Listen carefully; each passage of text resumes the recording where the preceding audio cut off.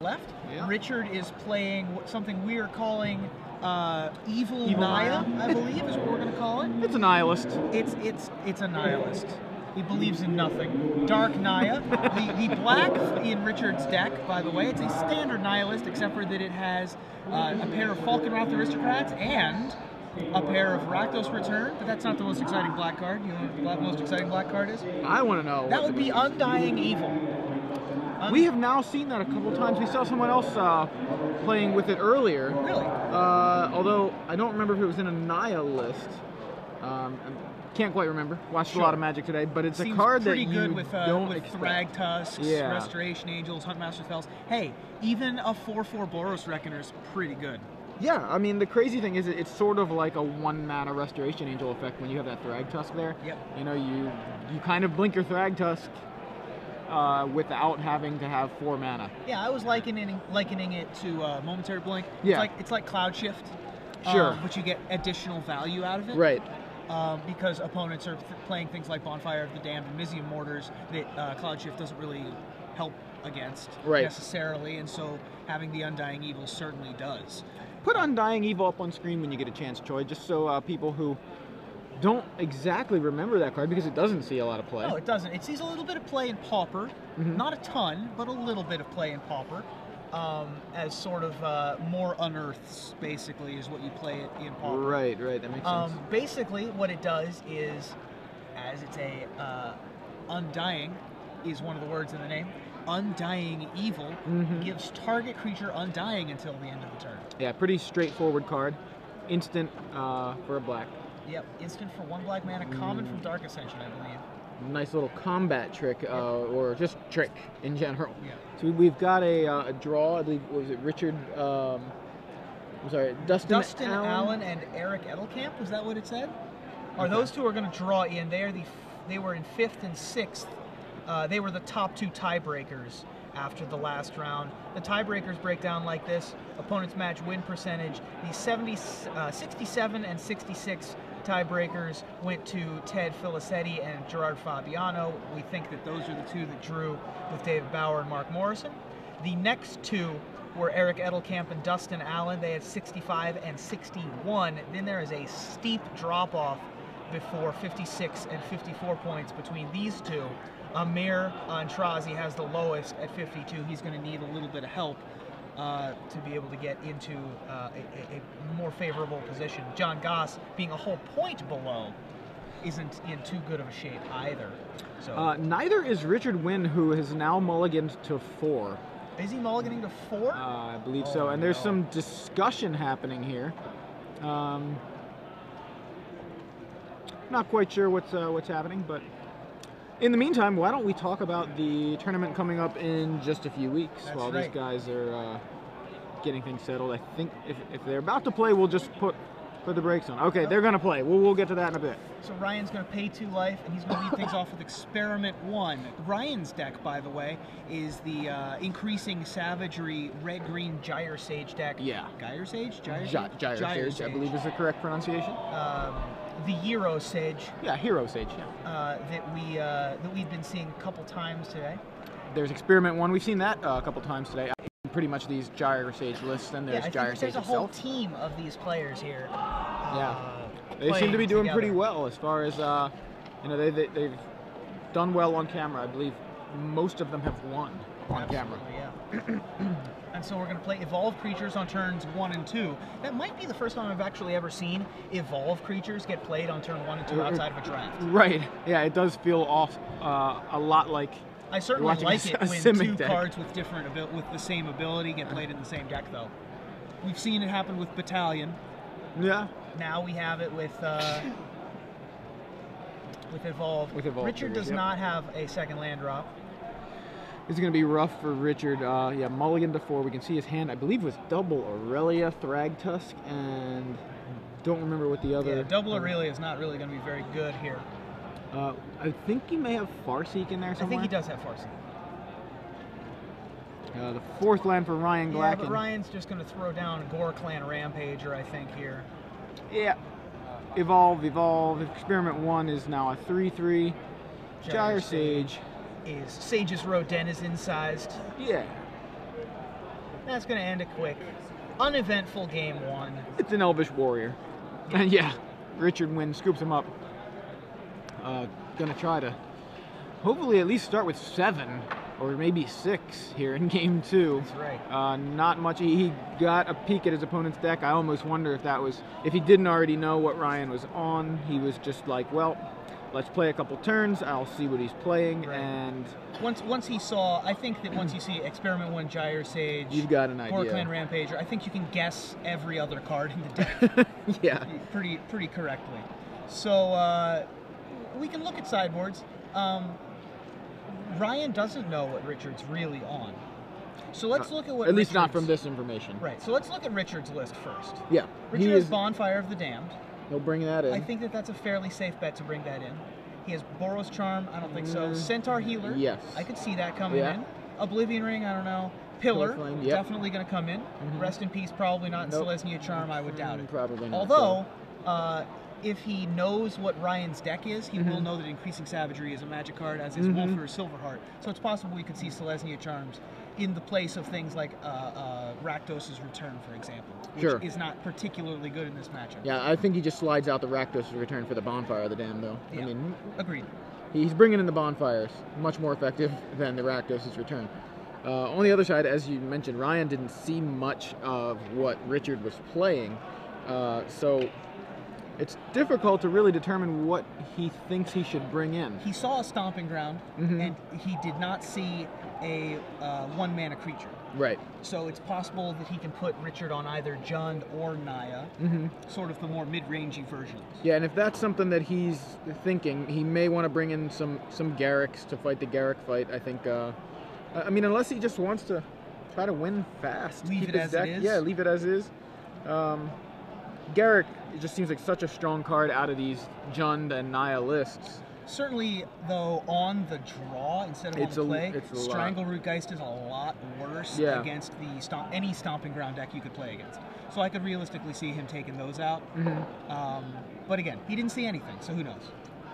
Yeah, the one thing interesting about these lists, and again, it's just in line with all the other ones that we've been seeing, the Kessig Wolf runs in the board, not in the main deck.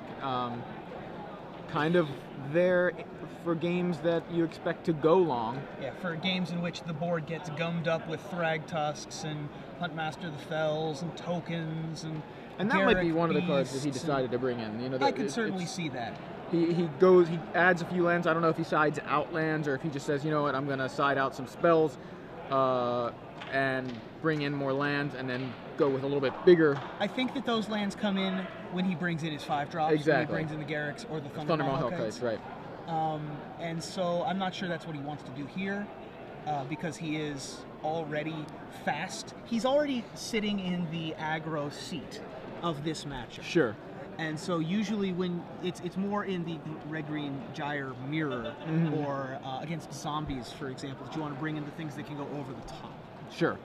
And the problem, or the question is, does he know he's sitting in the aggro seat? That's a fair point. He usually is. The deck with Experiment 1 is usually sitting in the aggro seat. Just, you know, he could be facing a mirror. Absolutely. Unless it was really just his team that showed up with this list, and he can reasonably feel like he's confident that he's not facing a mirror. So we'll see. Yep. These guys are still shoveling. Now Ryan, actually, when I was sitting in the booth with Adrian Sullivan, he read off a random tweet, and I believe that it was Ryan's tweet that he read off that he was now 8-1, playing Nguyen in the last round. That's right. Yeah. Richard Nguyen, you may recognize from the coverage of Grand Prix Charlotte, actually. He top-8 at Grand Prix Charlotte, the largest Grand Prix in the history of Magic tournaments. Yeah. Largest Magic tournament. Largest Magic tournament in the history of Magic tournaments, in fact. He also top-8 SCG Edison with a different type of nihilist. That one had Burning Tree Emissaries to go with Thrag Tusks, Boros Reckoners, and Restoration Angels. A build that we haven't really seen much of anymore. You don't really see Thrag Tusk fighting alongside Boros Reckoner much anymore. Yeah. So it looks like he is having issues yet again. Gonna mulligan to 6 here. So is this a mulligan? I think it is. I mean, you see, maybe I'm wrong. Maybe I'm because Ryan hasn't drawn a hand yet. That's a good point. It may have just been a presentation. Maybe it wasn't a mull. Yeah, Sorry. I don't think so. I see Ryan sitting watching Richard shuffle, and it looked like a mulligan, but right. I think he's unless just Ryan's hiding his hand. Yeah. You might be right. So we've got the Invitational coming up. Pretty exciting. Invitational in Atlanta coming up April 4th through the 6th. We've got coverage. The coverage team is Cedric Phillips, Osip Lebedovich, and Tom Martell. Absolutely. 2 Pro Tour winners, as well as a Pro Tour Top 8 competitor and one of the most popular streamers on the internet, Cedric Phillips, alongside the Pro Tour winners, Osip Lebedovich, and the most recent Pro Tour winner, Tom Martell. That's going to be in Atlanta, Georgia. The Atlanta, Georgia Open weekend featuring the Invitationals, April 4th through 6th, just about 3 weeks away from now. Yeah, and that's going to alternate Legacy and Standard. Starts with Legacy on Friday morning and then goes to Standard, and then Saturday it's Legacy and Standard again, and the top 8 is Legacy. So here we go, we're underway. Richard begins with a stomping ground yet again, but we have a land in our hand this time. Ryan's stomping ground is signed, or no, his rootbound crag is signed, I should say. You can't see it anymore now that it's in white. He just decided he wanted to hide that from us. Richard, the jig is up. We now have white mana available. Farseek. Farseek, if it goes and gets something like a Overgrown Tomb or a Blood Crypt, is going to give Ryan even more information. Although the number of black cards needed for the deck is not that many, so it's possible that he doesn't go get it, but he will. Go get the Blood Crypt. While he has the opportunity to tutor up his black source, I think that's a good fine choice. Play. Yeah. I think that it's a little, it's pretty absurd that you can have the mana to be able to cast Boros Reckoner, Farseek, and Undying Evil. yeah. And Aurelia the War Leader all in the same deck. Welcome back to Ravnica. That's right. All right, Ryan now has his second land for the turn. Not nearly as an explosive draw this time around. He does have a turn 2 Strangleroot Geist. It's going to get in here for 2. Jim Carrey from the Mask, dropping Richard down to 18.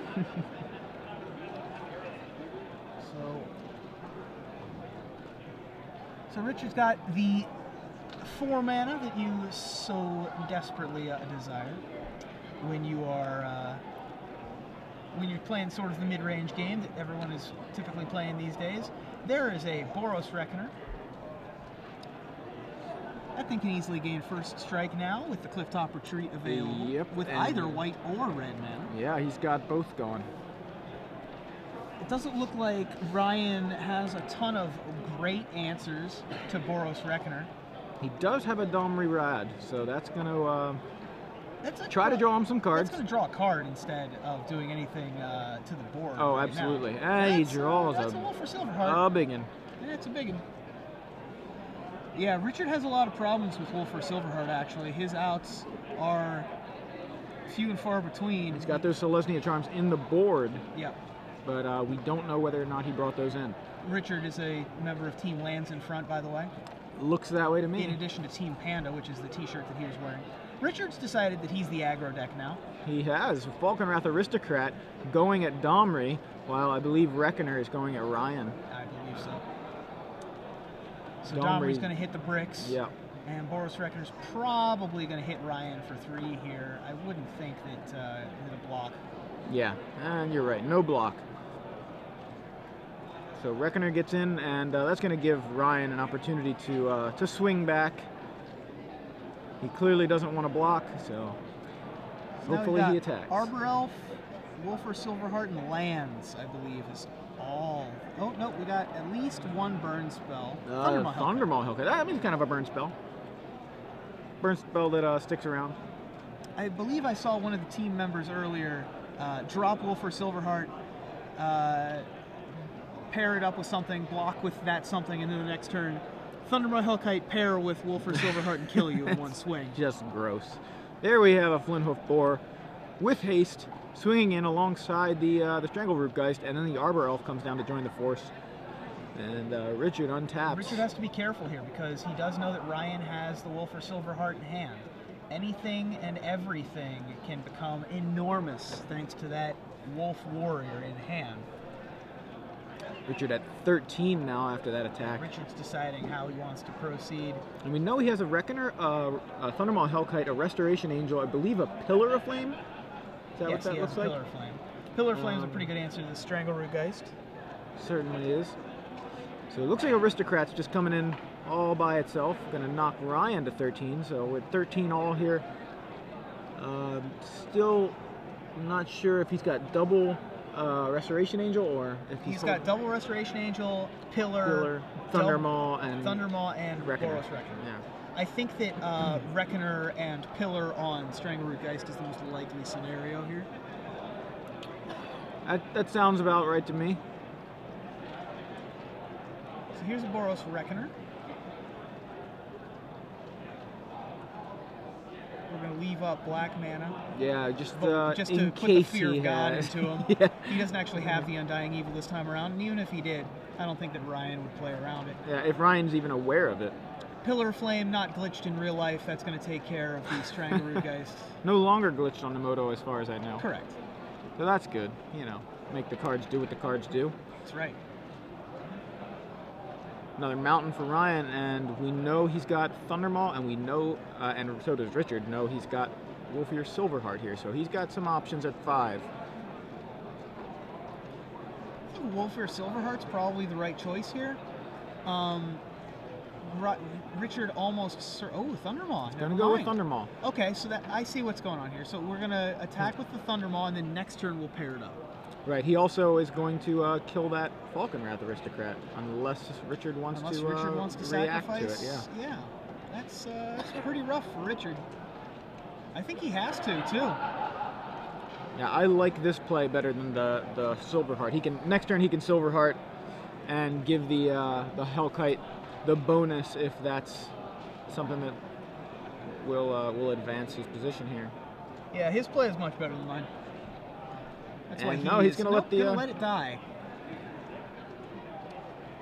So how are we know we have Wolfear Silverheart in hand? Yeah, Ryan attacks with the Thundermaw Hellkite, which I think I would have done as well. Yep. And knock Richard to 8 and bring him within range after this Wolfear Silverheart comes down next turn. Yeah, so if Richard does not have an answer to Silverheart, oh, he's got Restoration Angel in hand. That's right, he does. Okay. It's not the best answer ever. Right, but it's an answer, it's sure. An answer. I think that if this is our plan, we have to attack with these Reckoners, though. He at least agrees with you halfway. Looked like he was considering one Reckoner in.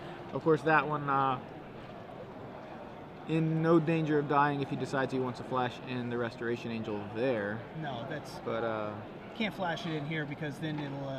the jig will be up. The jig will be up, and Ryan will be able to use a main phase Mizium Mortars or fight with Domery.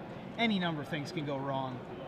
So it looks like Reckoner got in, knocks Ryan to 10, and Richard now at 8 within range, as you mentioned, of Silverheart plus, or Soul Bonding to the Thundermaw Hellkite. Right, assuming Richard doesn't have a Restoration Angel after passing the turn with 4 mana up. Right. I think that seems unrealistic. So Ryan, both players are pretty much playing with their hands face up on the table at this point. Ryan's going to play the Silverheart.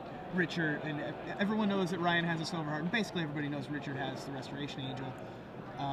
But Ryan's still in the better position here because a 9/9 is going to be able to deal quite well. Yeah, essentially Richard's playing a 4 mana Fog. Yep. And he does get to untap his Reckoner, but that's not relevant. Yeah, pretty irrelevant here. Yeah, so there was the 4 mana Fog, as we mentioned. Restoration Angel comes down, jumps in front of the Thundermaw Hellkite, and Richard is tasked with coming up with yet another answer. Now we know he has a second Restoration Angel in hand alongside a Thundermaw Hellkite, but I think he's still... Now this is a fun attack. I like this one because he can't block with the 8/8 Silverheart. Right. I think that's Arbor Elf is just going to jump in the way. So Ryan will drop to 9 after Arbor Elf's damage gets reflected back into Ryan's face. Yeah. Richard has a land. So he could... I think that's going to he's come into play tapped. Put into play tapped, and he's got that Restoration Angel to play 4 mana Fog again. Yep, he can play sort of 4 mana Fog because he's got another Restoration Angel to stand in front of either... Well, it's going to stand in front of the Hellkite. Hellkite. Right. And the Reckoner could stand in front of the Silverheart should Ryan choose to attack with it. Yeah, if I'm Ryan, I don't attack with Silverheart. No. So I don't think Ryan's going to attack with Silverheart unless he forgot what Boros Reckoner does. Ryan, if he has Mizium Mortars or Domery to be able to fight with his Flinthoof Boar, though, Richard is just dead since he's at exactly 8. Very good point. He's got a Strangleroot Geist. Not quite what we were looking for, but he's still in great shape, and he is in with everybody but the Silverheart. Yep. So here's Richard's gonna he's gonna 4-mana pseudo fog here, untap his other Reckoner, which is relevant here because it's going to be able to block. Angel in front of the Thundermaw Hellkite. I think that one Reckoner blocks Flinthoof Boar, dropping Ryan to 6. Then he attacks. He's gonna jump in front of the Strangleroot Geist as well. So it's gonna be a 5 damage redirected to Ryan. It's gonna put Ryan at 4. So Ryan will be at 4, and Richard wins with a Thundermaw Hellkite. Yeah. Assuming no shenanigans. Exactly. So redirect the 3 to you. All right, Reckoner goes away. Boar goes away. Restoration Angel goes away. Strangleroot Geist goes away and comes right back. Yeah, and Richard keeps 1 Reckoner.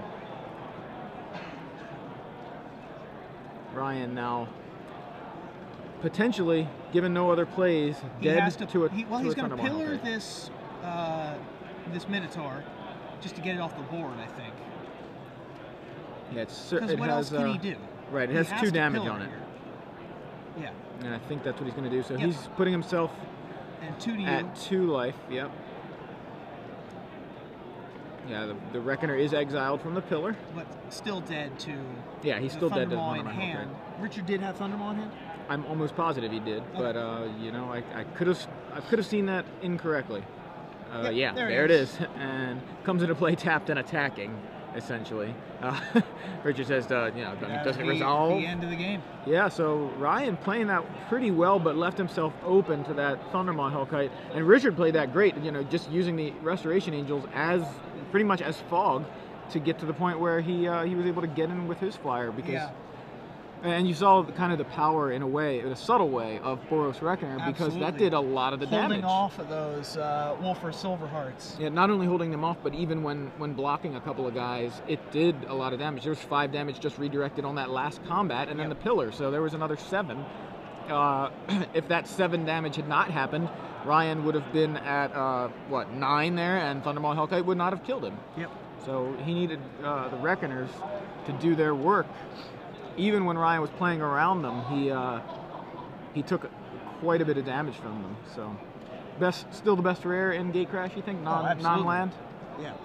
For those of you that are unfamiliar on our what was that? The right before the pre-release? Yeah, I think so. Episode of In Contention, our podcast that we do alongside Matt Kranstober, the official podcast for the Star City Games Open Series. I made the at the time audacious claim that the at the time $3 Boros Reckoner was the best rare in the set. Yes, you did. Called it, but also I think that a lot of people called it.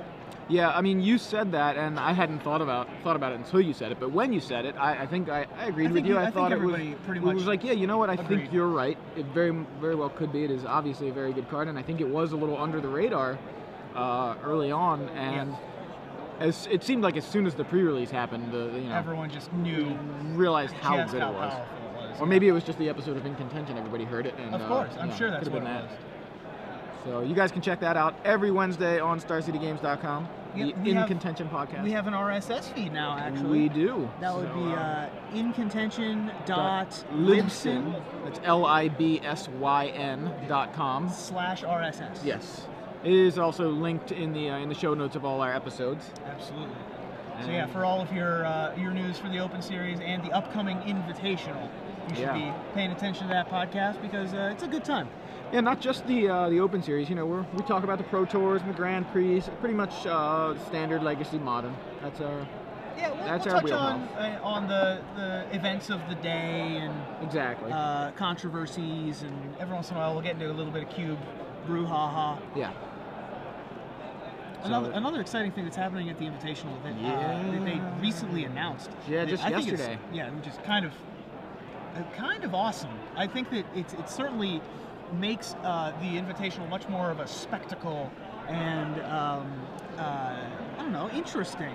Is the Ascension Immortal Heroes tournament? Yeah, which is going to be happening at every Invitational from here on out. That's awesome. Every Invitational Sunday will now be an Ascension tournament where the format will be the most recent block. This first one, which will be April 6th in Atlanta, Georgia, at noon, by the way, is going to be Rise of the Vigil block. The format, for those of you that haven't played a competitive Ascension tournament, only played it on your iPad with some buddies in between rounds or on road trips or something like that, I believe that there are going to be there's going to be 1-game matches. It's going to be Swiss structure, 1-game matches with 30-minute rounds, and then there will be a cut to the top 8. So it's going to be 2 out of 3 in the top 8. Right. With untimed rounds, and everyone who enters, every single person who enters gets a promo card. Yep. Participation prize. Yeah. I think payout goes down to 16th place, but first place gets the most exciting part of the payout, which you get an exclusive playmat. Yep. Which is pretty cool. You get a $250 Amazon gift card, which is awesome. And you get to have your likeness on a future Ascension promo card. Yeah, that's sweet. You get to be part of game history, basically. Yeah. People will, even if, God forbid, Ascension dies, let's say, people will still play it, even if it goes away. So your face will be on a card that people will continue to play. Yeah. And that's just awesome. It is awesome. Makes me want to play. That's an excellent first prize. Everyone remembers how cool the Invitational was. Right, the Wizards Invitational. The Wizards Invitational, when cards like Snapcaster Mage or Ranger of Eos or Dark Confidant could have your likeness on the card, and you could live in infamy as Avalanche Riders or Rootwater Thief, Sylvan Safekeeper. Rakdos Augur Mage. Rakdos Augur Mage, which made the top 8 of a Grand Prix. Yeah, how about that? That card is so good. Because Terry So. Everybody? It's so with an H good. So good. My director's shaking his head at me. Sorry, Choi. I think he just typed SMH on the screen, his teleprompter up there. So, if you're just joining us, I'm Joey Pasco, joined by Ruben Bressler, 2/3 of the In Contention podcast, bringing you guys live coverage from Washington, D.C., where the StarCityGames.com Open Series is about to wrap up the standard portion. We have 1-game to 1-game Ryan Glackin versus Richard Nguyen. Dark Naya on Richard's side. Ryan has red-green gyre, or green-red, however you prefer to order the colors. These guys, final round of the Swiss here, round 10 of 10, trying to finish as high as possible. I don't know how. You think the winner is in the top 8? I think the winner's going to get like 6 or 7 seed. So fighting for a place in the top 8. Richard destroyed by Ryan in game 1, but mostly on the back of the fact that Richard mulliganed to 4 cards and played 1 land. And Richard won a hard-fought game in game 2. Yeah, so showcasing the power of several cards, such as he Thundermaw Hellfire. You see Richard there. Going to take a trip to Paris. Richard, though, very frustrated with it, as I would be too. You just mulliganed how many times already in this match? How many times do you need to? Yeah, in a win and in, you can get very frustrated. They're both going to 5. To keep it in perspective, though, Dark Naya is by as you can tell by the name, 4 colors. I mean, we are in Ravnica block, but at the same time, you're going to have more. You're going to have more mana inconsistency than you would if you were playing, say, a 2-color deck like Ryan's. Absolutely, but the problem with Ryan's deck is that you will get awkward hands, like the mana costs in Ryan's deck, and the inherent problem with Evolve, of course, being that late game Evolve creatures aren't very good. Yeah. And so you can open up with 4 lands, 4-drop, 5-drop, 5-drop, and not be anywhere closer to winning. And so both players going down to 5. I'm pretty sure that this favors the fewer colors you have in your deck, the more this favors you. Yeah. Going down to 5. Also, keep in mind Ryan on the play here. He did lose game 2, so that's something else. Something to keep in mind. His deck is built to come out of the gate fast. He's able to run on less amounts of mana, so and again, he's also just 2 colors, and he's on the play, so a lot favoring Ryan here just before this game gets underway. I think that the big equalizer is going to be Farseek. If Richard opens up with Farseek, that will not only smooth out his mana, but it'll catch him up on the casting cost game. Sure. Even more so than normal. Farseek, of course, one of the best cards in Standard. Yep. And on the mulligan, while it is a card in your hand and you've only got precious few of those, fixing your mana while accelerating, certainly very important for Richard Nguyen. He shrugs at his 5, and Ryan is going to 4 here, so... Oh my. I think Richard has decided to keep his... Yeah. Looks like it, but he's not happy about it. No. Praying a little bit there. Yeah, or just saying, wow, I'm tired. I should have slept more. Yeah, I was hanging out with him earlier. He bought me Chinese food, and he's been napping for the last 3 or 4 hours. He's had a long week at work, and still very, very animated guy. I'm not saying that he's all he does is Richard win. Yep, that's all he does. All he does is win. Yeah, that'll be the headline if he wins this tournament. We'll go with that. We've got that one predicted.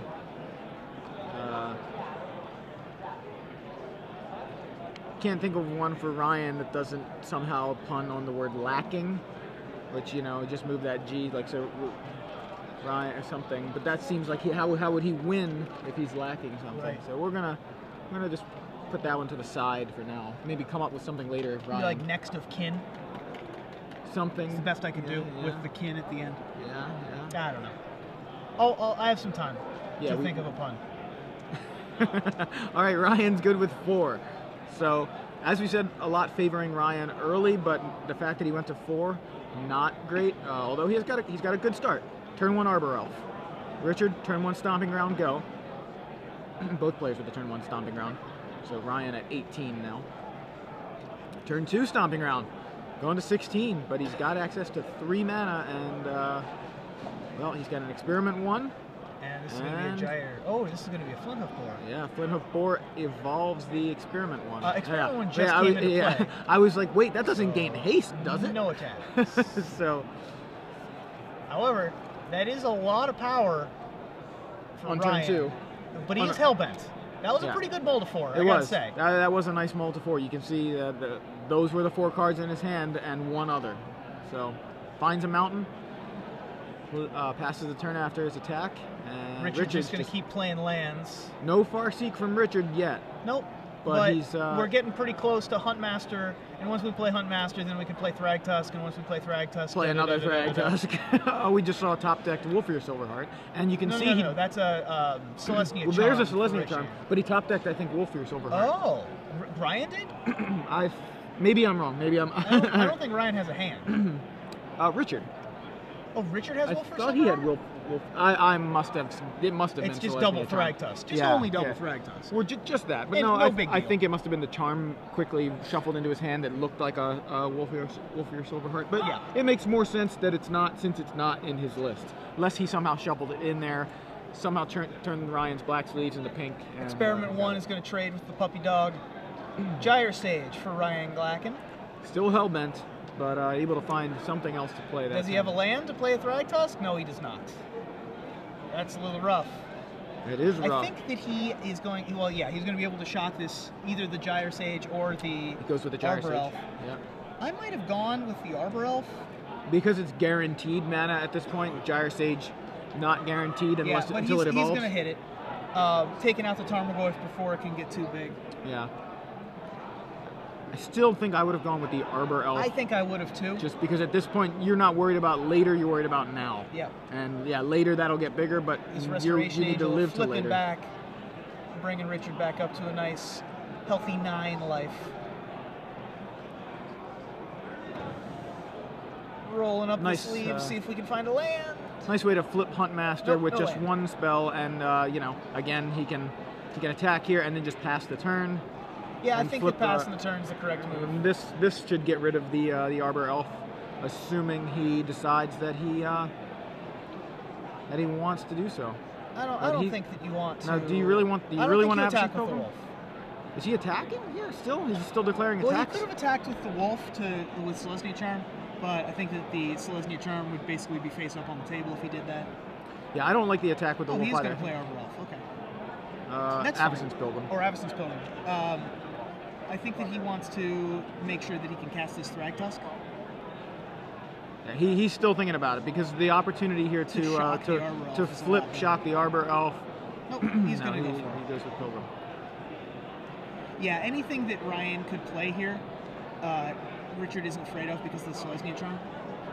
And he'd rather just have the Thragtusk mana guaranteed next turn. Yeah, that looks like the plan he's going with. You see double Thragtusk double on back. block here.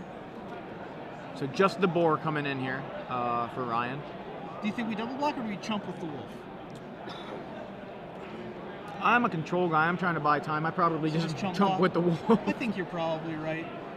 I'd rather keep my Huntmaster around just in case shenanigans, but like you mentioned, he does have that security blanket in the Selesnya Charm in case there's some sort of big pump, like a Gore Clan Rampager, which there are four of those in Ryan's main deck. Ryan's life total getting kind of dangerously low. So. Well, Ryan had to pay a lot of life for his lands. Yeah, he did. And then he took a little bit of damage from the Huntmaster, so he's already that far down. Yeah, and one attack from the Restoration Angel. From the Angels, and he's basically been halved already. Yeah, Richard now, Huntmaster flipping, no spells, and there goes the Arbor Elf. Yep. Ryan down to 9 here. Richard is going to cast Thragtusk and take over this game, I think. He doesn't even have to cast Thragtusk. He can just Selesnya Charm pump one of his creatures to actually just kill Ryan. Oh, wow, yeah, Or he's got Killer Flame. He also, I think, has Falcon Wrath Aristocrat. All of these. Yeah, these all are things he still had. Yeah, so here goes 7 and Pillar You. Yep, there it is. Pillar You for the win. There you go. Wow. So Richard Nguyen looks like he'll be in the top 8. With a innovative Dark Nihilist featuring Undying Evil. Didn't make an appearance there, but was doing some good work earlier in the day from what I had been seeing. Yeah, we might see that in the top 8. He has he's a Naya deck with a rather large top end, Thundermaw Hellkite, Aurelia the War.